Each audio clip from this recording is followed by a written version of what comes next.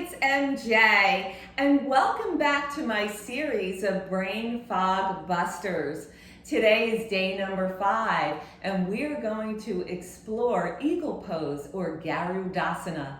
This is a fabulous pose that will really bring your mind into clarity and focus.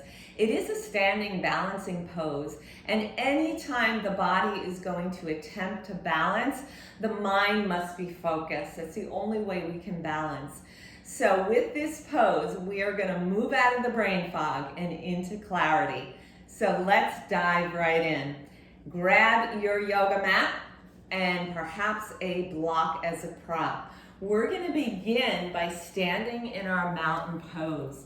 So one of the first things I want you to do is to root down the tailbone. So take it all the way down so the pelvic tilts up and the tailbone is rooting down. Imagine it's rooting down into the core of the earth. You can go ahead and float the toes from pinky to big toe so you begin to embrace the earth through the padas. Really feel that grounded sensation. Be well rooted here. Find an external rotation through the shoulders so you broaden out through the clavicles of the collarbones. This will express the chest wall. From here, you can begin to soften the knees. Now, what I like to do, I make it a little fancy dance, if you will, with my yogis. We'll start with the right leg. So I'm softening both knees, and I bring the right leg out to my side. So I just kind of get a feel for it. And then we're going to go ahead and wrap the right leg around the left. So option 1, you can just take your right toes to the earth and be done with it. Option 2, I'm just going to grab my block here. If you want to pull the earth up, take your foot onto a block. Okay? Option 3, if it's in your practice, you'll keep wrapping that right leg around the back of the left calf. If you do that, you'll notice the right hip will shift to the left side, so just pull it back. Good. From there, we're going to want to take the left elbow on top of the right and then bring those elbows up to shoulder height. And then finally, take your thumbs if you can and press them against your third eye here. And then come into some breaths. It's really important to press through the left big toe mound and then squeeze everything to the center point. After a few breaths, unravel the arms, unravel the legs, come on out. You may want to shake out the legs a little bit, especially the left leg that's been compressing and holding the rooted balance into the earth here. When you're ready, you'll go ahead and take the pose on the opposite side. So again, if you need your block, just float it over. Soften the knees, make sure the tailbone is truncating down towards the earth. Take your left leg out to the left side, keep softness. Option 1, just float those left toes to the earth as you cross at the shin level there. Option 2, if you need the earth to come up, take your block, pull it in, and take your left toes on the block.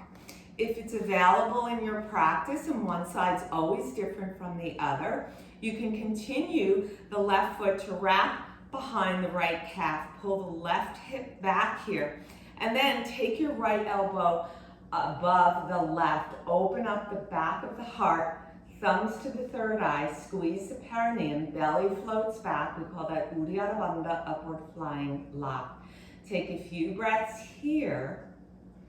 And then when you're done, unravel the arms, unravel the legs, and soften out the knees. And that's it.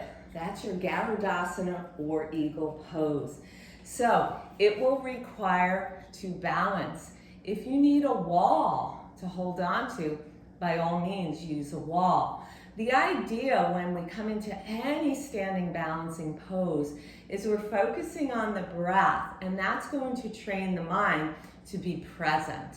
Anytime we are present, we are clear. We are clear on our mission, we can focus, and the brain fog just dissipates.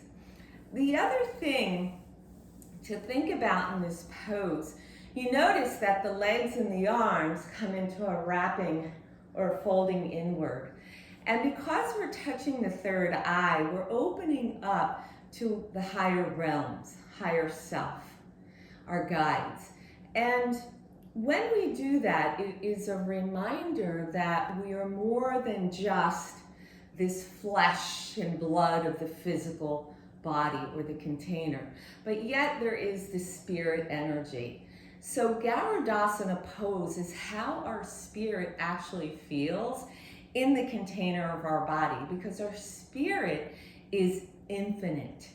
So when we're in this pose, it's a feeling of our spirit being in a container. And then when we unwind from it, it's like the spirit has the ability to just expand. And that keeps us once again in the present moment, in the higher self, where we can focus. Now, I also promised you on the last day I'd give you one feng shui tip. And the tip for clarity and focus, getting yourself out of the brain fog, is to locate the south portent of your home. Whatever rooms are there, make sure you're clearing any clutter out of them. Of course, we clear the clutter everywhere, but since we're focusing on brain fog, let's go for the south portent. So remove the clutter. The second thing is you want to make sure if there's any windows in those rooms, and I hope there are, that they're really clean, because that's our vision, that's how we see. All right, and it's not just the physical seeing, but it's our inner vision as well. And then the third thing is to go ahead and illuminate, to make sure that you have bright lighting there, or if you do have windows, that you are opening up the shades and allowing the sun to come in. And I'll give you one more tip for that area too. Make sure you have healthy, thriving plants to build and furnish that focus. All right, so I hope you enjoyed this 5-day series of Brain Fog Busters. Namaste.